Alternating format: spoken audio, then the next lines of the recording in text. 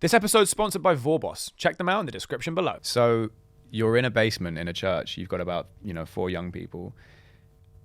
How do you take it to a place where it's actually like a proper cohort? Because now obviously Intermission puts on productions. Obviously I've been privileged enough to be a part of one. Yeah. But so now you have, sort of whole stage, you have, audiences, and you put on full on professional theatre productions. How do you go from 4 kids playing, drama games to that? What's the next step? So when we was doing those drama games, it was, as I said, I had a really good time, and they wanted to come back. So I said, look, we'll do this every 2 weeks, and this 4 turned into 6, 6 turned into 8, because young people talk. Yeah. So we had 8 in that first year, and we're doing just games, and then I was like, this is where the persuasion had to come in, like, because I was running out of games, and I'm just like, oh, they're gonna leave soon if I don't switch this up. So I said to them, all right, we're gonna put on a play. And then, and this was one of the biggest mistakes, but not now, retrospectively. But I was like, they was like, what play are we going to do? I said, we're going to do Shakespeare, because that's all I knew. I didn't know anything else. I did a Shakespeare tour. That's what I did when I was behind the door. And they're like, because because you just to touch on that, because you mentioned before, and obviously I know this, but for the listeners, you were doing Shakespeare before Intermission started, even when you were reading it when you were in the pen, and then after you came out, you did a tour in Othello, right? Yeah, absolutely. So when my first engagement, my first was in school. But that was a horrible experience. And then when I experienced Shakespeare again, it was behind the door, and it was, it kind of spoke to me. We was looking at Othello, and I didn't know he wrote black characters. I was completely unaware of that. But that story of a man searching for love and belonging and identity was something that I was going through at the time. So it was poignant for me, and it made me want to know more about the story, and that's how I got into it. But then, working with these youngsters, I was like, yeah, we'll do a Shakespeare play. There was like, one of them literally said, I ain't doing no effing, and you know who it is as well. And he bolted out the door, so I had to run after him. No, you don't understand, come back. And you're losing the youngest kids. So this is where the persuasion comes in. This is where the persuasion comes in now, do you know what I mean? Anyway, I got them back in, sat them down, and I was like, trying to convince them that, it's good to do Shakespeare. And I'm like, what are you talking, why are you trying to convince these? Put yourself in their shoes. Are you going to be interested in that? Yeah. Do you know what I mean? So I was like, all right, cool. Forget Shakespeare. We won't do Shakespeare. We'll do some other stuff. And then I started doing some improvisation around the themes of Shakespeare's Caesar. It was Julius Caesar, the play that I wanted to look at them with. And I chose that play because I thought it was the ultimate knife crime. Caesar gets stabbed to death behind his back by some conspirators. And in 2008, that was rife on our streets, knife crime and stuff like that. Still is. Yeah. Still is, yeah, unfortunately. But so we started looking at the scenarios, not talking about Shakespeare at all, the situation that the characters find themselves in, and I would be speaking about situations and talking about how that responds in their life, and then we do some improv around it, and that went on for about 6 weeks, and then I was like, and they created some beautiful stuff, you know what I mean? And I was like, it would be a shame to lose this. And I was at home one day, and I was like, what would happen if I merge Shakespeare's text with what these young people have come up with? And I did that. I started going through the text and taking out lines from Shakespeare and mixing it with what they were saying. And it was interesting. It read quite well. I was reading, I was thinking, okay, it's interesting. So, the Friend's Roman countryman speech, lend me your ears. I come to bury Caesar not to praise him. So I kind of flipped it, and it was friends, roadmen, man them, give me a second. I come to bury Caesar not to big him up. The evil that men do lives after them. The good more time you see it in their heart like Caesar. And that's exactly how these young people were speaking. But the rhythm was so akin to Shakespeare's rhythm, the iambic pentameter, that heartbeat, ba-boom, ba-boom, ba-boom, was running through what they were creating. So I knew that I was onto something. Do you know what I mean? And when I brought the text back and we read it, they were in love, and they were recognizing the characters from Shakespeare. Do you know what I mean? And they were asking questions. So I was like, well, why don't we open the text and find the answers? Yeah. So it was them wanting to read Shakespeare, do you know what I mean? And not me saying Shakespeare. When you realise that it's all stories and it's all the same, you don't have to sell it. Like, that is an amazing thing. I mean, in school, even as an actor, in school, I hated Shakespeare. Couldn't stand it. Yeah. And it was Intermission, and it was you that allowed me to actually fall in love with Shakespeare, because it was like, oh, it's just a story. Yeah. Like Romeo and Juliet is literally just 2 teenagers who are in love. And they want to be with each other, but they can't. It's complicated. Absolutely. It's just, and as you said, Julius Caesar, like, it's a knife crime. Like, they're just stories. And when you can flip that and you realise it, the whole fight and the sort of pushback of each side just goes away. You can just make it into art. And Shakespeare was slang, as you've famously said in interviews and stuff. Shakespeare, the line about Chaucer that you have, it's a great line. But if you could, the point about Chaucer, it's a great point. Yeah. Because I always, when we first did that play Wasted in 2008, that's what we called it, the reimagining of Julius Caesar. The tabloids were all over it. There was stories in the paper about what he was doing because people couldn't really understand it. You had Shakespeare, you had kind of young kids from the estate, you had predominantly the African diaspora speaking Shakespeare, hip hop music. There was just like, what is this? And then there were some articles that are talking about dumbing down Shakespeare and, their language being, kind of colloquial and ruining the English language and all that. I think you're always going to get some negative press whenever you do 100%, and we all know that negative press, you can use that to your advantage as well. But but one of the things what Ollie's talking about, what I often say when people ask me about language and young people, I say, listen, if Chaucer was showing Shakespeare, it'd be horrified by the bastardization of the English language. So Shakespeare changed the English language, and young people today are doing the same thing. Do you know what I mean? And we better wake up because they're rising, mate. If we had any business offered Pimlico and they complicate it, I used to say no, leave it. They go, we've got to have a meeting. No, we don't have meetings. Look, simple. We turn up, we do the job, pay us the money. Yeah. Someone's got a product, I'll provide you the product, I'll send it, pay the money. The art of it is keeping simple, and too many people, they waste so much time in business. Oh yeah, just in business as well, but also when you're working for someone else, if you're working for a company. I mean, the amount of time you spend in meetings for meetings' sake. So much faff. It's so much. Look, my pet hate is meetings. Yeah. Right? I've never done them, never will do them, and what a good thing that's be, because if you're paying people, they sit around all day for 3 hours and then they still can't make a decision. I learned to make decisions, and most decisions in life are yes or no. And you ask me any question, and within 60 seconds, it's going to be yes or no from me. That's interesting, actually. So on that point, did you ever have anybody that you could go to at Pimlico Plumbers to reassure yourself that you were making the right decision? Or were you always just confident that? Well, I think I was confident, but eventually, when you start moving on a bit, you start employing good people like quality control manager or a marketing manager, and I learned to sort of delegate in business, which is quite hard because you think you're the only one can do it. And then I've got an account manager, I've got a canteen manager, I've got a stock manager, I've got a transport manager, and I learned to put someone in charge of every department. And believe me, they know more about that department than you. So I might ring up transport and say, this, that, and it's all about that. I'm not a problem. I've got it sorted. We're on it. So you learn to delegate in business, and I'm a great believer of putting someone in charge of every department because they're accountable for it, and you haven't even got to oversee it. You know what I mean? It's a bit like, well, it's my department. Like a canteen. I think we had 3 to 4 people working in their canteen. I made Ian the canteen manager, and it was like, it was all run like very precise and military. Yeah. But I don't want to worry about we got no bread or food weren't good. Yeah, I can't remember who said it. It might have been Steve Jobs, but I don't want to quote on that because I'm not sure. But someone said how when you hire people, the whole point is you're hiring them because they're good at what they do. If you're going to hire them and then micromanage every step of what they do, it defeats the point. You're hiring them to relieve yourself of the stress. So if you trust them in the job, let them do it. When I started hiring people like in manager, they'd come up to me, can I run this past you, Charlie? I say, well, I'd rather you don't. Yeah. You know what I mean? Because it's like, if you're going to run it past me, I love that approach. I'd rather you didn't, to be honest, mate. It sounds like a bit of a ball ache, if I'm honest. It's a bit like, it's a basic thing. And you say, well, look, what I was going to do today, and I go, look, you ain't even got to tell me, just make it happen. Yeah.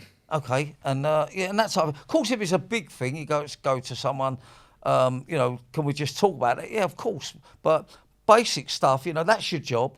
That's what you're good at. Another thing I learned in business, don't put square pegs in round holes.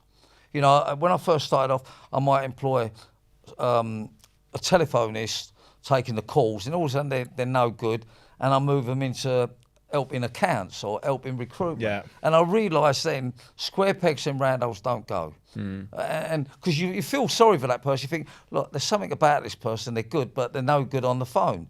And then you think, I'll give them a try in accounts, and you think, not really, they're a bit slow on that. So you find out what the person's good at, and you put them in that role. I wanted to touch on the fact that you guys are best friends, because I think that's a really important point for a lot of people, because obviously there's the age-old thing of, don't mix business and friends and don't work with friends. I've always found it to be a great thing. I find it to be really conducive. I spoke to an entrepreneur the other day who said, I believe in starting things with friends and working with friends, but I don't believe in hiring friends, because then there's a power dynamic there that I'm not really comfortable with. But then I've met people who have done the opposite. So talk me through that. What was it like? Did you guys think about that ahead of time, about what it was going to be like? Did you have to sit down and say, look, who's doing what, who's this, who's that? I think that's quite an uncomfortable thing for a lot of people. I think we've always had a very, very clear understanding of where we want to go, and we realize that working together is going to mean that we're going to get there. So I think we've been clear about that from the start. At the beginning, I think it did help that I'd started the business and I was able to impart the knowledge. So I was in a way, to begin with, senior, but then very quickly I saw Dan was fully invested in it and wanted to share it with him. So I think that really aided things, and we now have regular conversations in terms of our approach to it, and where we want to get to, and how we're feeling about things. So we're very open in that regard, and yeah, we've got the same friendship group, we live together, so yeah, it hasn't been a negative at all, and it helps knowing someone really, really well, I think. Yeah, no, it's that level of trust. It's where you know someone so well, you know every single thing about them, you know what they're good at, what they're not so good at. And for us, it's worked incredibly well, because we knew going in, and this is sort of bringing it back to what I said initially, we were going to make it work. And I knew how hard Monty worked through school, and I knew how hard we needed to work together to make it work. And a lot of the time, if you go in with a friend, sometimes that friend doesn't work as hard, or there's one person who's not doing or pulling their weight. That never happened with us, and so we always pulled our weight. We always went into things together, and I think it's a bit of a weird situation to be living with and with someone. But for us, it really worked, because the only time we had to ourselves where we could say, right, let's work on the business rather than in the business, was on car journeys. And so it was on the commute, and we used to drive. It was about an hour and 15 from Bristol into our warehouse in Myr, and they were some of the most productive hours. And so we literally lived, breathe, slept, eat. And so, it's just worked incredibly well. I think we complement each other well in terms of what we're good at, and what we're not so good at. Yeah. And I think you have to get lucky with that, because I do know people that you do. Yeah, you do. You need to know the other person very well, right? I think me and Ollie starting this podcast, it's a good match of skills, and you need to know that before you start, to be honest with you. Yeah, I'd like to know, what is it that's, in terms of the division sort of between the two of you, what are your strengths and what are your weaknesses, and vice versa? Like, where do you complement each other? Because I always find that interesting. So I think I look at things from a more financial perspective. It's purely based on how I've been thinking from a very young age, because I always wanted to make sure we were making the most with our money, and we were reinvesting it in the right way. So yeah, on the financial side and the product marketing side, I do a little bit more, and people. Yeah, so I think this is where it complements quite well. We do a lot of the same things on different channels. So for example, I might manage Amazon, while Monty might manage Wayfair, but there are separate things that we do outside of that. So obviously with the people side, I'm probably stronger in terms of like teams and people and pulling people together, making sure people are on task, that sort of thing. But in terms of the division of work, we do a lot of things, and I think it really helped in the early stages, because we could do everything. We weren't relying on one another to say, oh, I can't do this, can you do that? Or I can't. Yeah. It's an interesting one, because people always ask that, but we don't, like a lot of founders, we don't have separate roles where I'm only responsible for product, for example, and Monty's only responsible for financials. We do a lot of the same things. I think we have stronger areas, and Dan deals with certain areas like all the legal things, looking through legal documentation and that sort of thing. But as Dan said, we do have a lot of skills that we are both very good at, because we essentially grew up together in business, so we both know the same things, or many of the same things, and I think where the division lies is where we prefer and where we enjoy, and where we maybe worked a little bit harder over the years. We were absolute press whores, would be in absolutely anything and everything. Yeah. Can I actually just take a quick second here, because you dropped an absolute gold nugget when we were having one of our legendary 6 a.m. conversations about a month ago, and it was such genius that I thought I have to remember to mention on the podcast. Can you please go into what you did with the guy who was writing the articles? Oh yeah. This is honestly, this is amazing. I haven't had this. This is such a beautiful little golden. Well, I think we were talking about the same thing. Okay, so just because you said about being press whores and that came straight back, Yes. I have to make him say that. So startups.co.uk is the industry magazine publication for startups, and every month or every week they'll have a spotlight, a founder spotlight or a startup spotlight, and it's always the same questions, right? Whatever the questions were, who gives a shit, right? There's like 10 questions, they're always the same. And I also happen to know that journalists, by and large, are very lazy. Or maybe I shouldn't say lazy. They have so many deadlines and so much shit they have to churn out now because of the state of journalism in this country and abroad, that if you can write an article for them, you've just like made their day. So this same journalist was writing the same article like every single week, and so I was just like, and it was over Christmas time, so I was just like, look, you don't know me, I'm founder of Pouch, I've answered all your questions, here you go.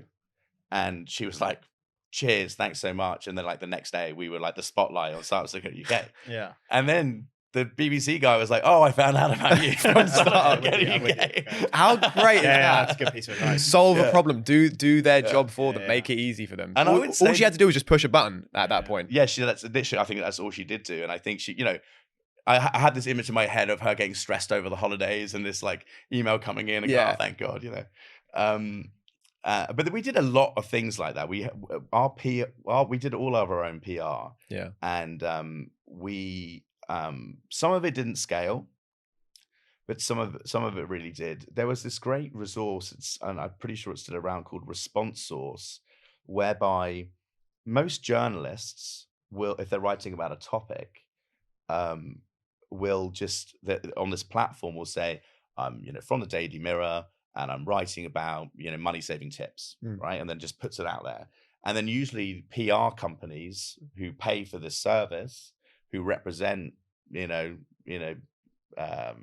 was that Martin Lewis thing called?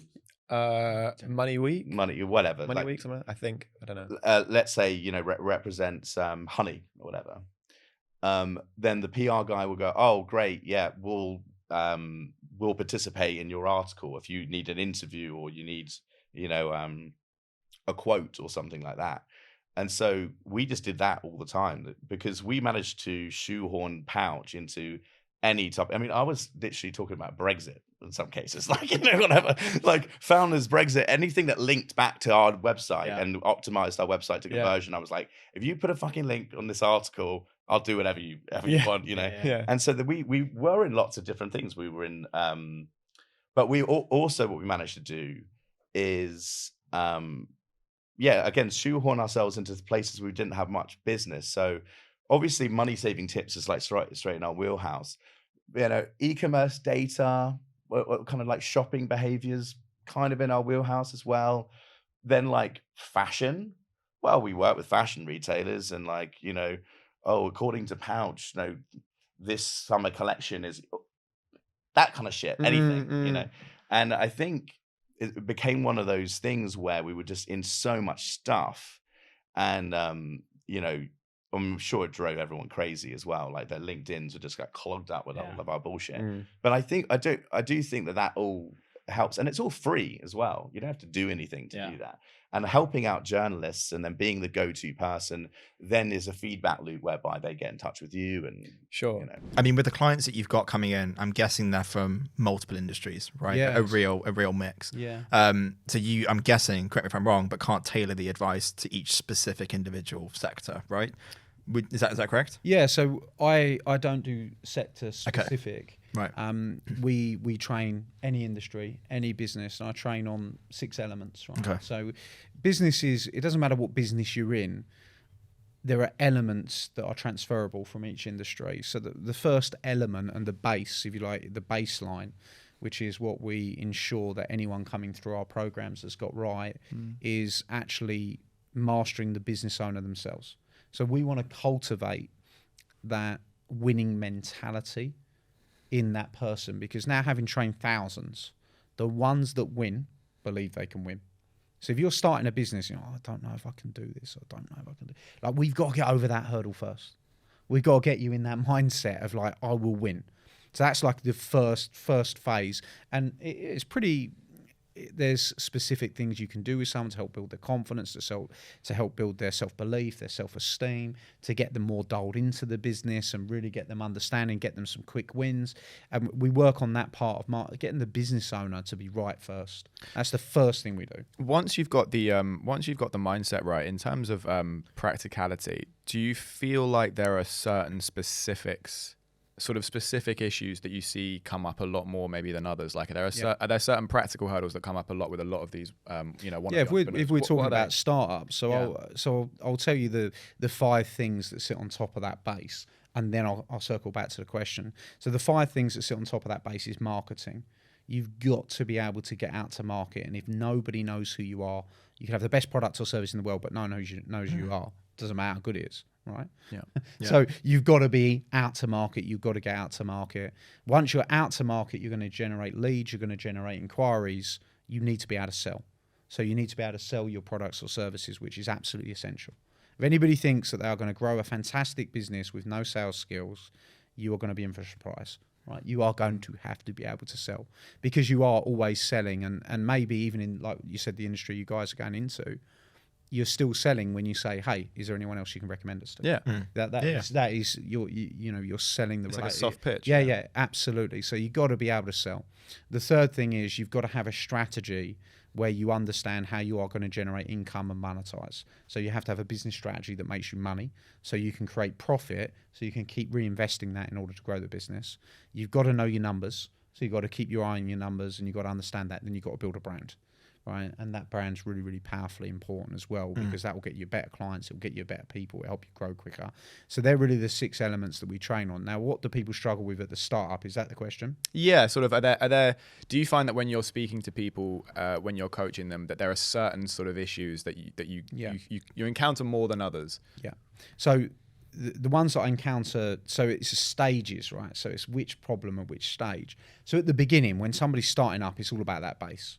It's all about getting them to believe. It's getting them to understand that they can win. It's got getting them to understand that they can do it, and getting them to understand those basic principles. And of course, then they need a product or a service or a vehicle.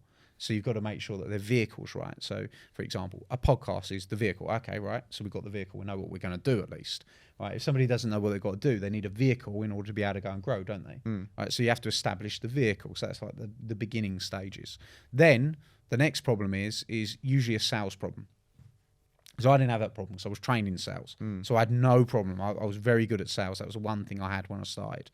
So the next thing that you got to do is you've got to be able to sell, because you've got to go and ask those questions. You've got to have those conversations. You've got to go and put yourself forward. And if you cannot sell, then you are going to hit a block very, very quickly. Now, you can only sell so much. So this is where you hit your next cap. So if you build on the sales, so you get the right mindset, you get the right vehicle, then you go out to market, you start selling. Where you're going to hit your next problem? Where you're going to hit your next problem is you are going to sell through everyone you know, sell through all your referrals, sell through all your recommendations, sell all your repeat business, and then you're going to be stuck. And the reason you're going to be stuck is because not enough fresh prospects, not enough fresh people are going to know about you. And that's where we've got to embrace marketing, because we need to get known. So that's when we're going to start to invest in marketing, understand how to use marketing as a leverage tool to be able to introduce us to the next people to sell.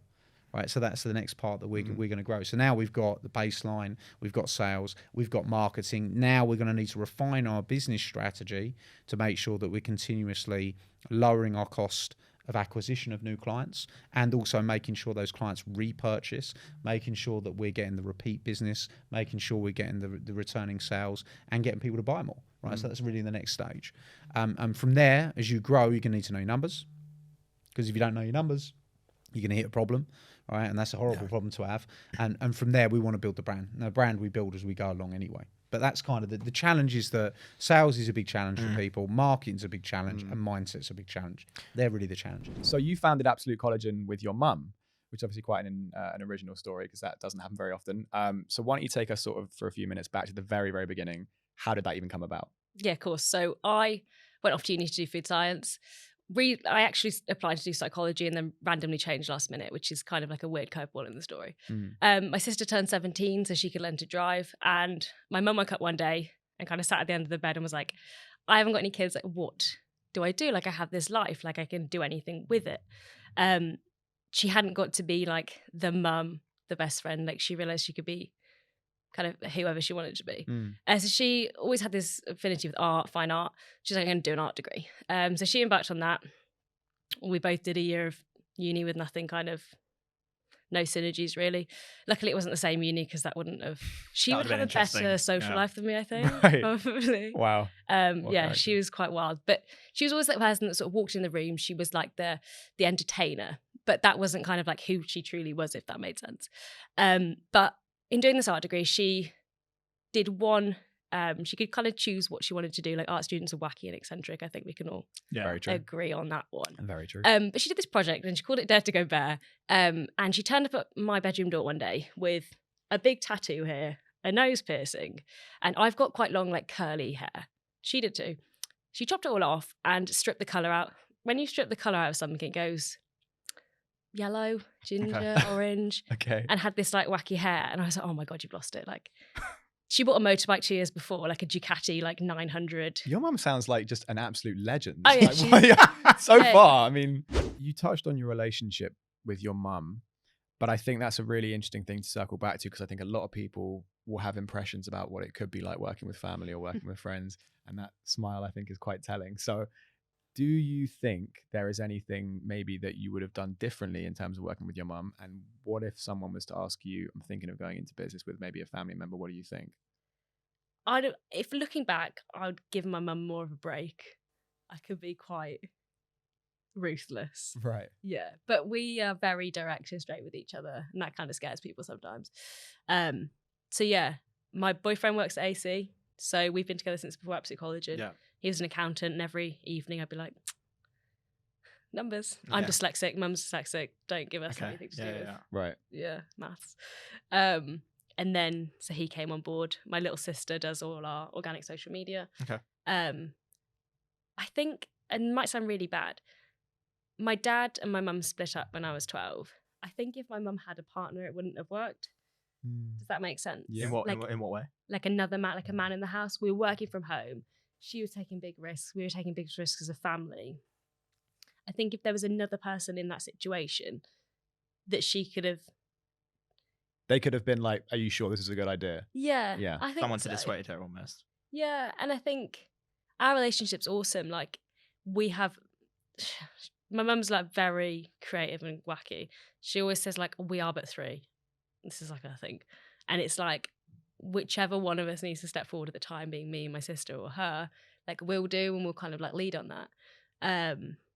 But yeah, I think, you know, she was with my dad for 15 years. AC wouldn't be where it is if she didn't, one, stop drinking. So she's not drunk for like 10 years now. Or two, like, split up with my dad because she wouldn't have realised her own kind of confidence worth issues. So it's all happened. That's the thing with business, isn't it? Like, everyone's like, how did you do it? Like, blah, blah, blah, blah.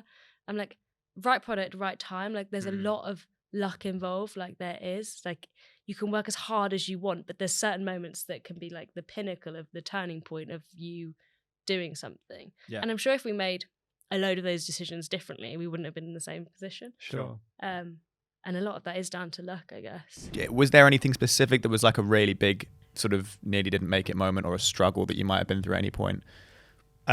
More struggles than successes, I will say. I would say there hasn't been one like, oh my God, I'm like in tears, I can't breathe. Like nothing so tragic, like, you know, touch wood.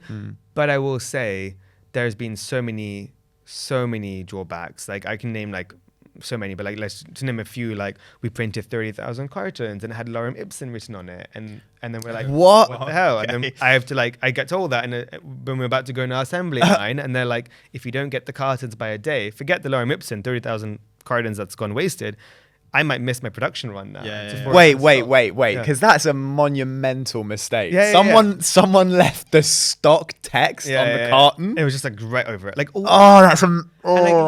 you have to like remember, like we're all human. So I have to, as a CEO, I can't raise my voice and get angry. I have to find a solution. So I listened to that and I'm like, my first response wasn't, who did it? Why? How do we do this? I want money back. It was, okay, let's just use those cartons and make an amazing installation. Let's use them for discounted products and we'll just explain it for D2C only. Let's make another one. How quickly can we do it?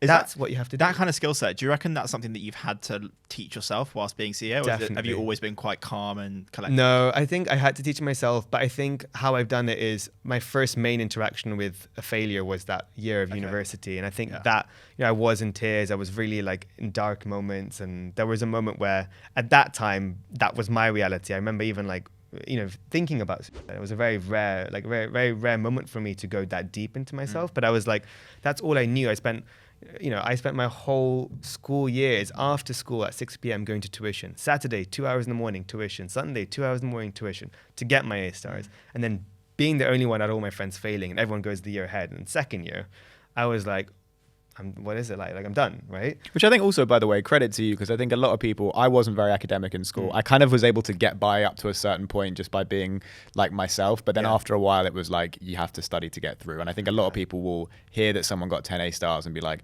oh yeah, but he was probably just like a super smart kid and was really like 2 hours before school and 2 hours after school.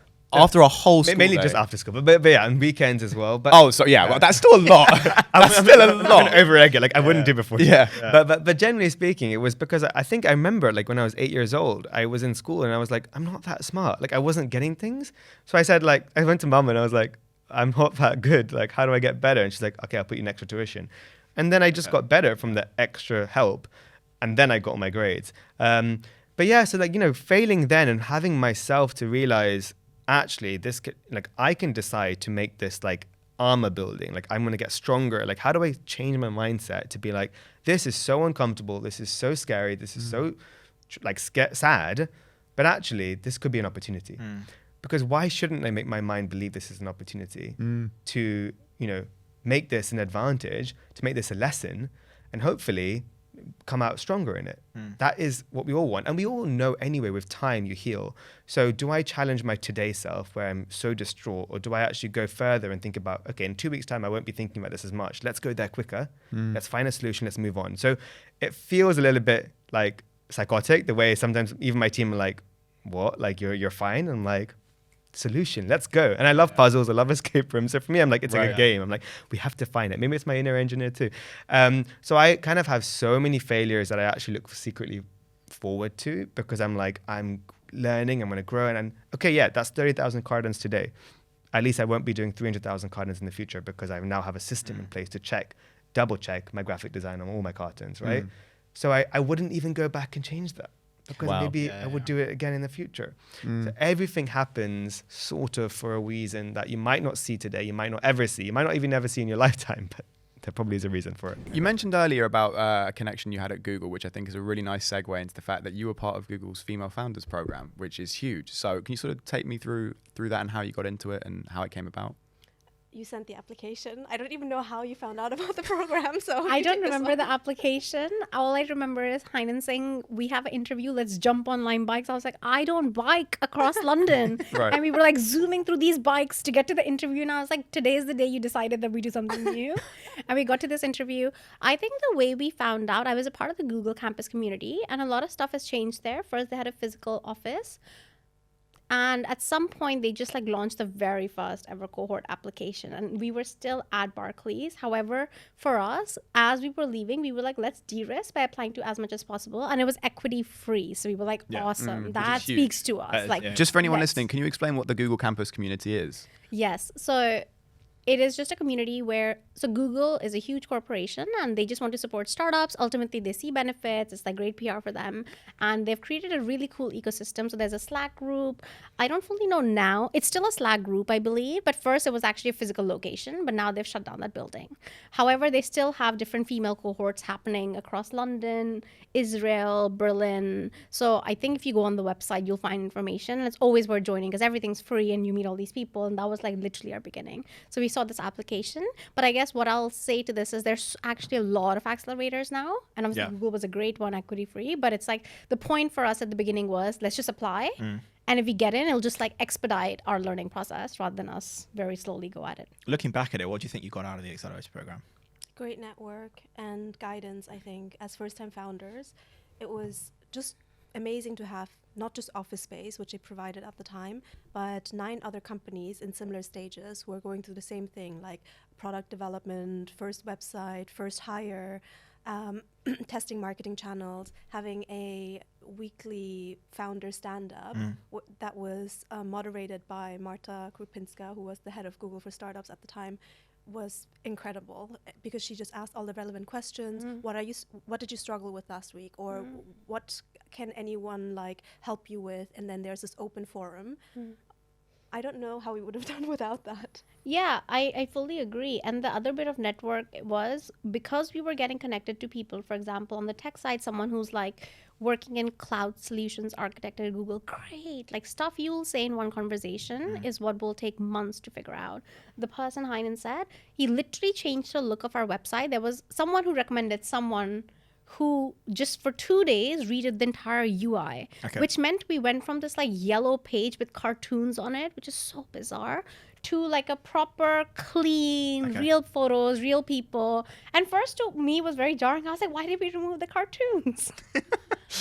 Right. But that just goes to show that it's just like we were in such a little bubble. As traders and like on like a finance floor switching that we're like, what's going on?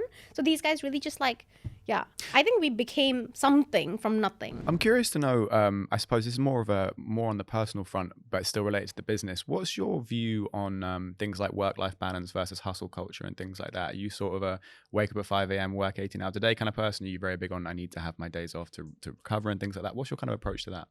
Yeah, it's definitely changed over time. At the beginning, I was, and for a long time, very much kind of 18-hour days and 7 days a week, and really like it was a lot of work in the first kind of 3-4 years. I think that is something I definitely have tried to not pass on to the rest of the team. So like as a culture within the business, I've always been like relatively firm about like work-life balance and people not working on weekends and not working in evenings, and we've always had a sort of 8 till 6 or 7, and sometimes when we're in periods of things go on fire, which unfortunately has happened more often than not, then we are working like late and weekends sometimes. But I had like a number of different sort of, close to burnout challenges and things like that throughout the journey. So now over the last kind of couple of years have been much more focused on ensuring like always have at least one day off at the weekend, like much more often 2 now, and taking the downtime and being able to like be sort of fresh and focused versus like crazy hours. Because I think as the business evolves and as the team's got bigger and things, like my job and the things that are important for me to do in the business do require having a clear mind and making good decisions and things like that actually when you are totally burnt out and not slept properly, you end up being counterproductive. Totally.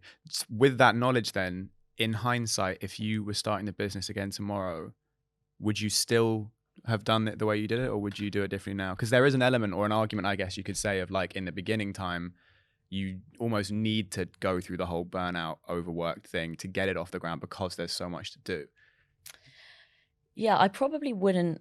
I would do it differently in that I would probably not push it quite as hard as as I did from a kind of hours and like health sacrifice and that sort of thing perspective.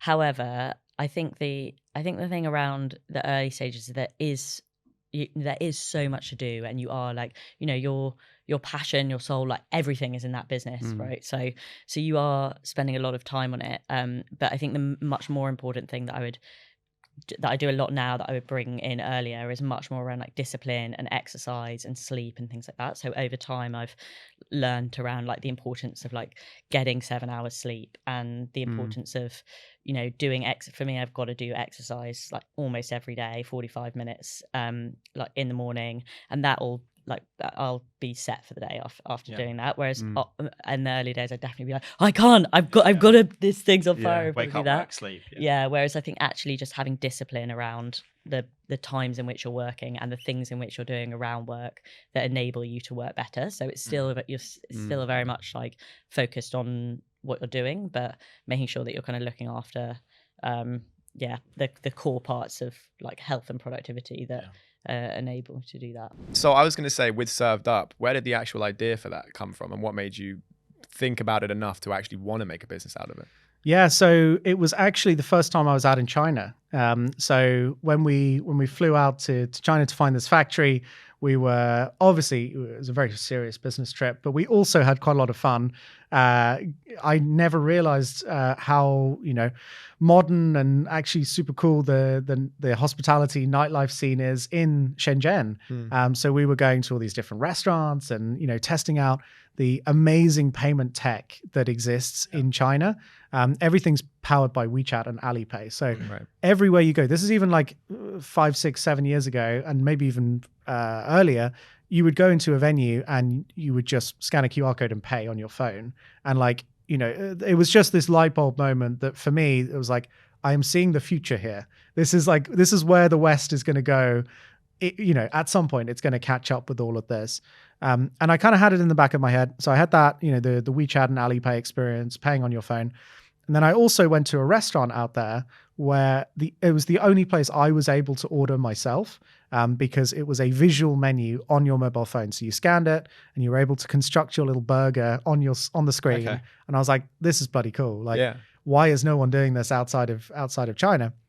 Anyway, I come back to the UK and I have this, you know, I think I literally came straight back from Shenzhen and then went to Cornwall for like a trip or whatever. And I had to pay with cash. And I was like, what the hell are we doing? Like, you know, everyone always like used to explain it like, you know, they're a developing country, like all of this stuff. It's complete rubbish. Like China is like 5-10 years ahead of the West. And I was like, okay, so I'm going to build this business with Charged Up. I'm going to get a massive network on that.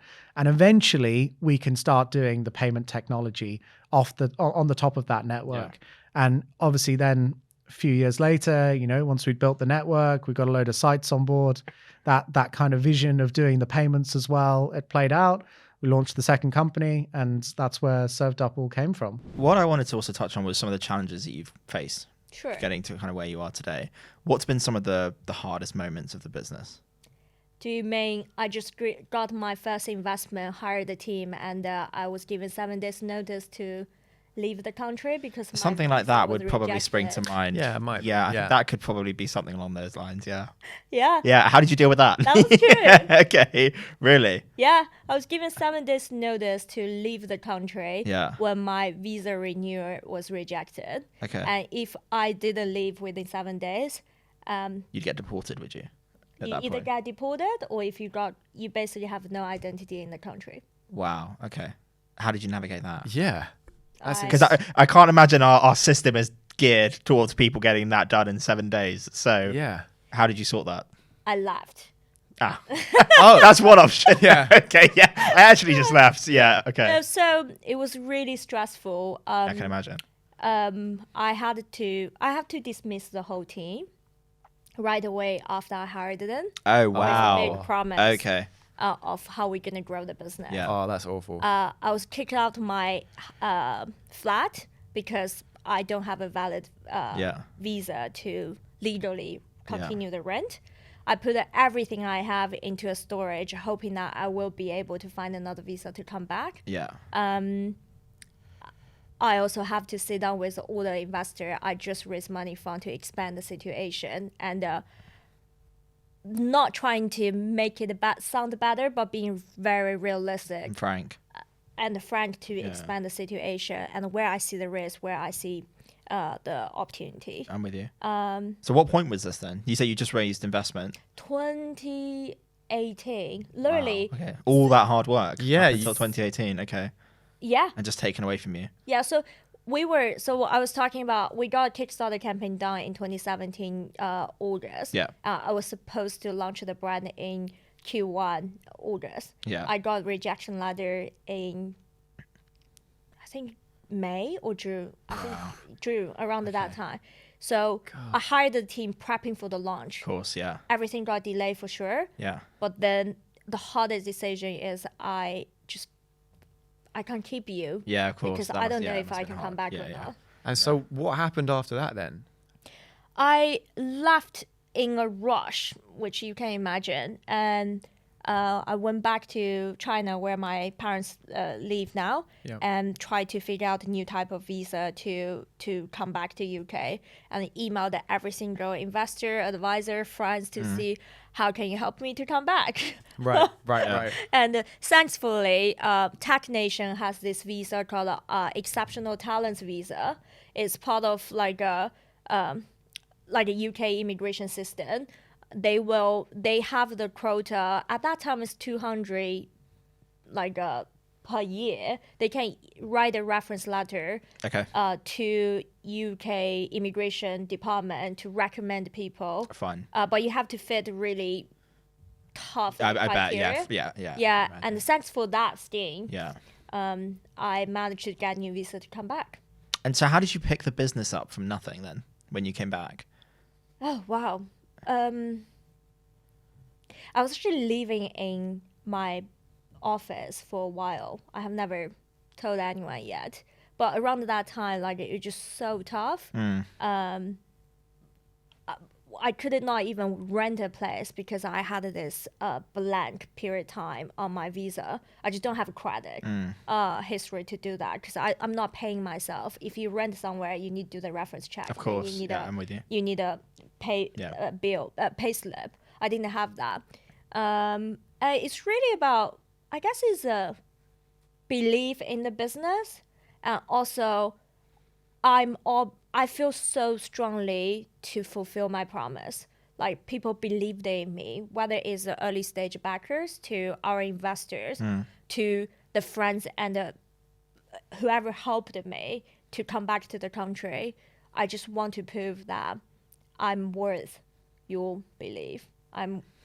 I can do this. I saw in another interview you did, you said something that I think is quite relevant now, which is you said how obviously you started Tenzing at 42, I believe, and you made a point about how nowadays with all the Zucks and the sort of young CEOs, there is this kind of social pressure that, you know, if you're not a billionaire by 22, you're kind of lagging, and there's probably no point for you. And you made some interesting points about starting older, but I just thought that was really relevant because I think obviously at our age, we're sort of fully immersed in hustle culture and, you know, the age of Instagram where everyone's having a great life on the surface of it, which we all know isn't necessarily the case. But could you maybe touch on that a little bit? Because I found that quite an interesting point. Yeah, so that was really cool because I remember in one of, read an article, again, it happened to be the Harvard Business Review about like, huge piece of research, literally 50,000 people or something, and they checked founders and which were most successful. And I always ask that, you know, when I go to speak to students, for instance, I say, what's the best age to launch your business? What's the most successful age? So they checked what's the most successful age to launch your business. So in other words, you know, at what age are you most successful? And everyone always goes like 24, 25. And it's 42, which I happen to be exactly 42. Okay. Just skewed the numbers. Yeah, no, exactly. What do you know? I started then. But that's the most started, the most successful, and that's the most started is 42. That's why the question is even better because you're like, what's the average age that people start the most companies is 42, and the most successful age I think is 45. Oh, really? Yeah. Okay, interesting. Colonel Sanders does skew that a little bit. To be honest with you. But I think actually, I also from my own experience. it makes so much sense because I think you've still got all the energy you need, right? There's not like, obviously you can't be like maybe a pro footballer anymore, but at 42, you still got every energy you need for like at least, the next 10, 15, 20 years. And you've got all the experience, so you got all the network, the contacts, the experience in your field. So I think, it actually makes a lot of sense. And also it takes the pressure off, I think is an important one. Like you don't have to, I think that's another also actually I think that all the successful founders have in common. It's not a recipe for success, but I think it's much more finding, what you're good at than finding like a gap in the market. If you think about like the Fever Tree guys, for instance, really interesting, right? One was like a gin. He was a CEO of a gin company, and the other was an advertising guy who made, whatever. I think he came up with 3/4 of your drink as a tonic, so you might as well mix it with the best. And them together was perfect because the one guy knew everything about gin, and the other guy knew everything about how to launch a brand. So that combo was perfect. Zuckerberg was so young, so you get these because he was just like in this new world of. He was the best programmer that there had ever been, right? Like he was on Harvard, like he was like amazingly good. He didn't find a gap in the market unless he's even the social he created network. A new market. Well, he stole the idea, which was like you could even argue that now I'm going to sound like a negative person. Well, like the call is sending shots on everyone. Yeah, but the fact you could argue the fact that he has no problem with stealing ideas and launching them in a better way. Is what he did his whole career. That's very true. Speaking of that culture, you recently introduced unlimited annual leave, I believe. Is that right? Yes, we did. Can you talk a little bit more to that and why you made that decision? Because we got bored of counting holidays. Nice. I just think, it wasn't my decision. Again, it was a collective decision. And I always say to people, as the business has grown, fewer and fewer people report into me, but I do run our executive search arm, one function of the business. And you're talking adult to adult, you're having conversations, and they say, "Oh, how many days holiday do I get?" And I always think I sort of know the answer to that question, but my response is, if I'm having to count, or you are, there's a bit more of a problem within that. It's like, I'm not asking you to work your weekends, but from time to time, I'm hoping you'll want to, not because I want you to, it's because you're full of this passion to deliver on behalf of your client. That means, not 10-hour days over the weekend, but so for me, it's just this trust and trade thing. It's like, I'm not counting, and if I have to go and count, there's probably more of a problem than the amount of holidays you've taken. Does that make sense? No, I completely agree. I've always thought it's crazy. I haven't done the corporate thing for a while, but I always find it crazy when, you even said the other day, about this idea of like, I've only got one or a half day. It's really, do the work, it's really important for me to add, we're not this sort of utopian type of environment where, everything is just easy. If, and I'm not saying we have these people, if you were just woefully kind of below par, or above par. No, I'm not a golfer.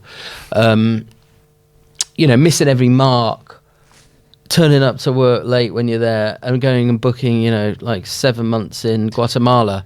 Of course, of course, there's going to be a conversation. A bit of common sense, But it's a trust-based situation, and I think the longer I've done this, you can motivate people for a minute or an hour or a month, but to, for me to try and continually motivate you, I think is a waste of my energy and a waste of your own in a way. It's like, I'm looking for people who want to do this for them.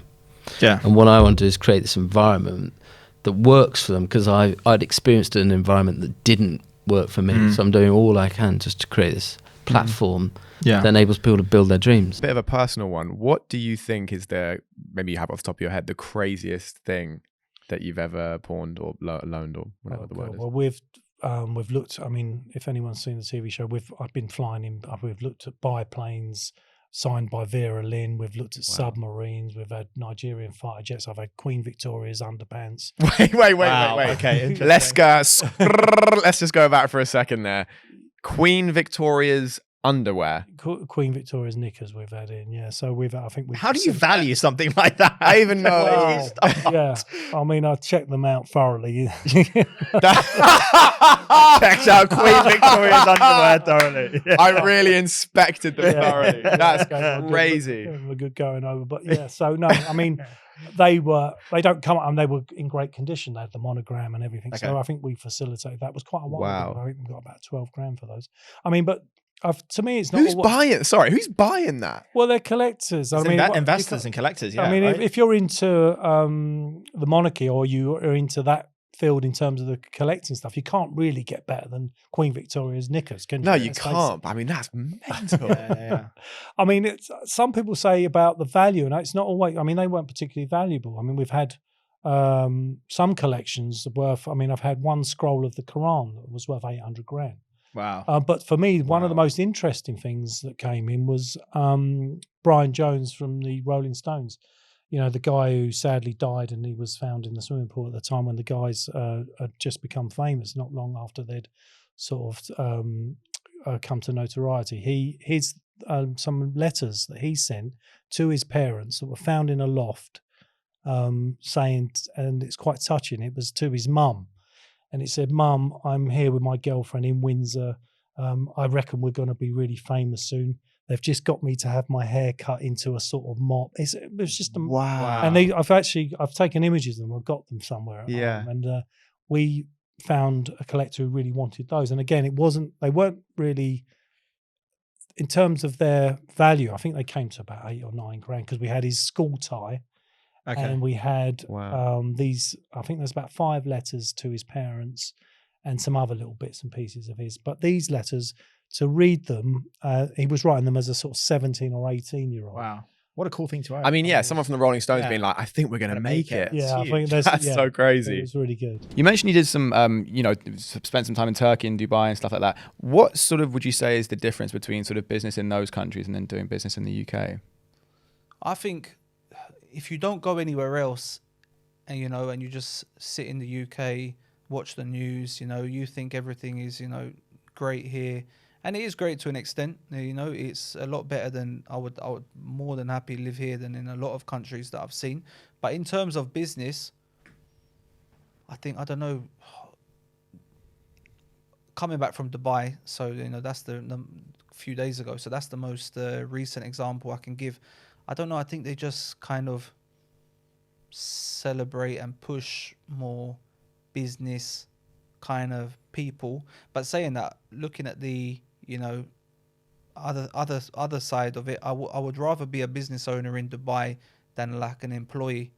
But in the UK, I'd probably rather be an employee than a business owner. If you compare the two, I think they just push. I think the service, the hospitality of just if you want something done, if you've got a business and you say, I need this, you call and you get it done. But in the UK, there's so many hoops and things to jump through and regulations. I feel like they make it hard for people to start a business in the UK. It does feel like there's a lot of red tape. They disencourage people. A lot of red tape. And then taxes as well is another thing. But there's so many like hidden taxes in the UK that you don't even probably realize. And then once you add it all up, you pay tax for this, you pay VAT for this, then you buy a house and you pay this tax, and then at the end you die and you lose 40. The government earns more than you do. The government, I think that's the difference. But maybe in Dubai, the government got enough money as it is, so they don't need to take. I think they're doing all right. Yeah, there's that. Yeah, and then also between all the stuff like health and safety and all the different things, it's like there's so many different rules and regulations. Jeff, I mean, I'm sure it's a nightmare in food. I mean, that's got to be a minefield of. I think there's a lot. Yeah, there's a lot. I suppose some things are good and some things are just unnecessary. But I suppose it can't be perfect. But yeah, coming back from Dubai, it definitely opens your eyes. I mean, the food and the restaurants and the hospitality and the service is just like on another level. Would you ever look to move out there? It's too hot for me. I wouldn't move. I'll go there for like a few months of the year. I mean, we're looking at opening a shop out there. Right. But over there, if you open food, it has to be. You can't just open an average shop. I've heard. It has to be, another level because there's so much competition. Yeah. And there's people bringing out your food they're doing backflips and over the top. It's all Instagrammable. Yeah. But the service, I mean, everyone's happy. You walk in, you need any help, they're more than happy. They're all smiling here. Like even staff-wise, I mean, we've got good staff, but in Dubai, from what I saw, the staff are so happy and so helpful. And they, I think they're trained well as well. I was going to say, why do you think that is? I don't know. But here, like in Dubai, they come over and say, can you scan this? Please leave us a review, you know, and the service has been top. And in the UK, when I ask people, can you tell, you know, when customers are finished, can you ask them to get a review? And they say, oh, I don't really like talking to people, asking for, you know, what are you doing then? Why are you working here? You know, it's just. I signed the fucking thing. It's just, I don't know. It's just different. And I suppose different world, different. There's probably good and bad things. There's a lot of bad things probably over there as well. But living here, I think definitely they should be a little bit more relaxed in terms of people creating businesses, providing jobs, you know, opposed to just taxing the hell out of everyone until like bleeding people dry until they got nothing left. Yeah, there's this amazing quote that I'm going to butcher, but one of the Collison brothers, the Stripe founders, talks about, which is basically that when you look around this world and you see, you know, amazing buildings or amazing companies or amazing projects or charities or whatever, none of these things existed before. They're not natural. That you don't just suddenly appear out of nothing, and that is somebody or some people's passion project thing that they've committed all of their time and money and effort into, and that's what gives us these majestic, amazing things. And remembering that of like, actually everything has to come out of nothing in that sense. And I think it is most true for startups. Have you noticed much in terms of the way of competition? Are there other people doing the kind of thing that you're doing, and if so, how do you navigate that and separate yourself? Now, yes. Before but competition is a good thing, because the more competition there is, the more they spread the word about this particular treatment. So they come up with different marketing, and the lymphatic drainage is good for this and so the more people know this treatment, the more they search and the more they come back to you. So it's almost like we are in it, promoting this particular treatment, which is hands-on approach to beauty, which is world is moving to now. I think world want that personal right now, especially after COVID and in the major cities, so much stress. They want that personal hands-on approach. And if it if it's result driven, that it's amazing. So, and that's what we're trying to create. So we have we combine treatment. We're like infrared sauna, cryo chamber, IV drips, booster shots, massage, body rubs. So you almost feel like, okay, if you're tired, why don't you have today a magnesium rub, or have a little you feel inflammation, have an infrared sauna. So we have this combination of treatments which complement each other to more of a hands-on and cared for. So people come in, they would be tired, they know go sauna, put a nice bathrobe on, go have a massage, and it's all not just to make you feel better, but also result driven. What's your favorite brand and why? So my answer to this is it's Red Bull, right? And the reason why I love Red Bull, similar to what I was saying earlier about the idea that when you're into sports and stuff. Into sports. I was thinking you were going to say Red Bull. They facilitate like a dude jumping out of a balloon out of space, right? Like there's some really cool things that they do, and every great sportsman and woman tends to have a Red Bull helmet on. That's how it works. And so that's incredible. But the reason why I love that is because I think it's awful stuff and I don't drink it. And that is what, as a brand building nerd, like this is the stuff that I geek out on. So the fact that I hate the product and I can still love the brand is like doubly good. So that's my go-to answer. I think one of the benefits from the pandemic was that we saw that things can work and you can afford some flexibility. And I obviously I was looking at the business going bust at the start, because the first thing that you think when you shut down the world is recruitment's going to stop. So, it was very frightening. One of the very nice things for selling in the early months was being able to see the kids a bit more. And obviously we had that lovely, lovely spring weather at the same time. So it was super intense, but actually being able to eat with the kids every day was quite nice. And even I enjoyed that. The flip side to where we are today, and we all talked about, we saw this in the kind of the rise of tech stocks and the boom and I guess subsequent fall of them. But we all thought the world's going to stay like this forever. The general trend of human beings is probably kind of levels out. There's a change, but it's probably a lot slower than we perceive. But there is change and progress. And so capturing some of the best things from that. So, being able to trust people to do a good job. Bear in mind that adrenaline was pumping. People had the flight or fight coursing through their veins and didn't know what was coming. And there was also no other option, right? So we were all forced to do it. Now running a hybrid, blended business wherever you are, I think it is difficult, right? And you're seeing that now where the economy has turned. We all thought we've cracked it for the last 2 years. It's going to be super easy. You even see this with the far bigger FANG stocks where they've just piled in people and now cutting people. So it's encouraging to see even the biggest companies in the world make the same mistakes. I go back to, I think it's our responsibility to help people understand what it takes to be successful. And if I was a junior, and I've said this openly to people in our firm, I would look at my boss and I would ask, does that person make me better? And if that person makes me better, that's probably a boss worth working for, because that's their responsibility to you. And if that boss is demanding and asking you to be in 5 days a week as a 21-year-old to 28-year-old, 29-year-old, I'd probably just do it. Because you've got so little time, right? You've got 10, 15 years to get good at something if you're going to stick at it. And even if you're not going to stick at it, my view is, suck up as much as you can, as quickly as you can to get the reps in. And if you decide it's not for you, you've learned as much as possible, right? And then you can take that to wherever you go next. Just for the record, this isn't really about mental health or whatever, but I've felt emotions that I've never felt before. I've always never been an anxious person. And I've had days where I'm struggling to get out of bed because I feel like I have a brick on my chest.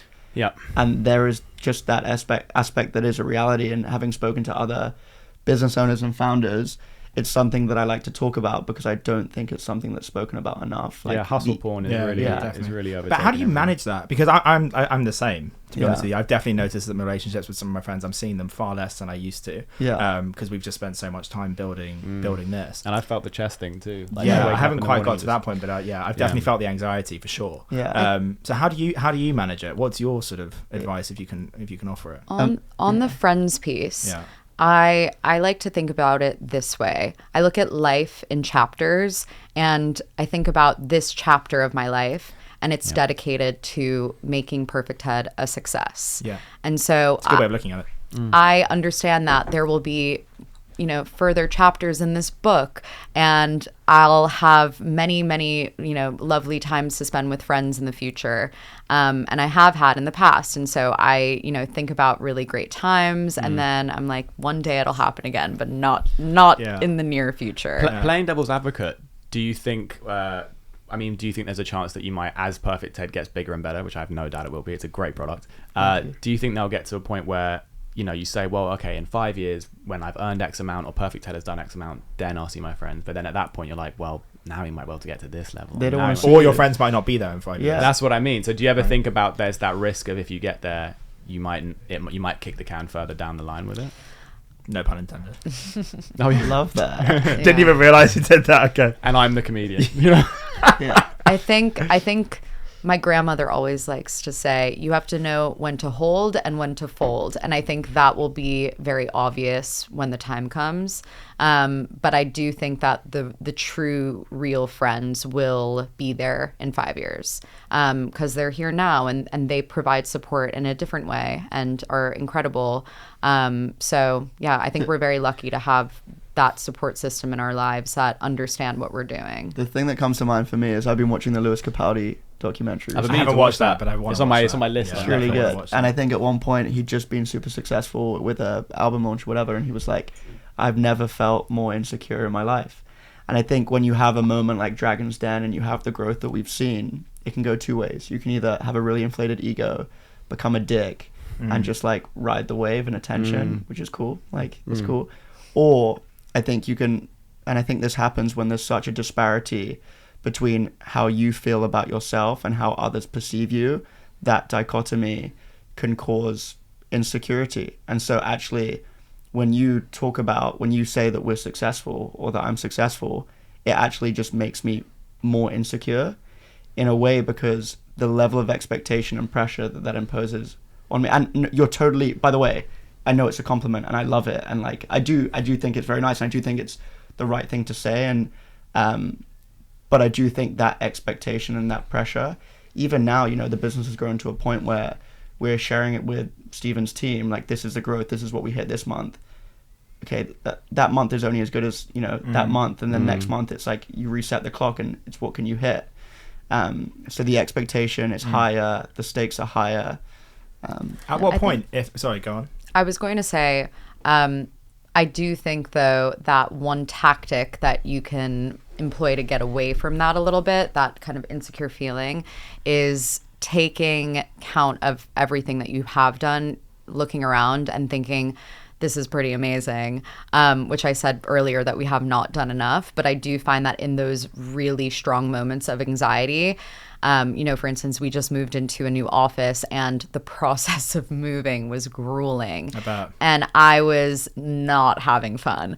And then I kind of just stopped and I thought, this is a physical sign of growth. This is insane. And we're so fortunate to have the opportunity to be in this office space. Why don't I just like look at it in a different lens? And I think it's about that reframing in your mind. You need to take a step back sometimes. Yeah. And actually look at the bigger picture for what it is. Yeah. Sure. Do you ever think the imposter syndrome will go away? No, because I think the challenges that we'll start facing, or the people we'll start being in a room with will also get crazier. I mean, we went to this founders event where it was like half the cast of Made in Chelsea, and these founders of these big brands, and it was a bunch of venture capital firms, and they were being interviewed, and they asked, you know, someone asked the question, what's one piece of advice you'd give for founders that are looking to raise money? And they said, well, you know, timing's really important. But then there are brands like Perfect Ted where we're begging to open up a fundraise, and the whole room like clapped. And I think for me, that must have been a moment. That was a moment. And for me, you know, there are other moments where I'll be on a Zoom call and I'll just think, you know, I'm pitching the product, pitching the brand, and they'll ask if they can take a photo of a Zoom because they saw our episode and they want to show it to their kids and they're big Dragon's Den fans. Or that's cool. The other day I was on the tube and this guy, not to stereotype, but was covered in face tattoos from Liverpool and really strong. And I don't know why, I just didn't think that he was the kind of guy that would drink our drinks because we skew 65-70% female, etc. And he sits down next to me, he goes, so what do you do? I said, well, I'm in food and drink. He goes, is it Dragon's Den worthy? I said, what do you mean? He goes, I watched your episode. Wow. Yeah, so those kind of moments make it worth it.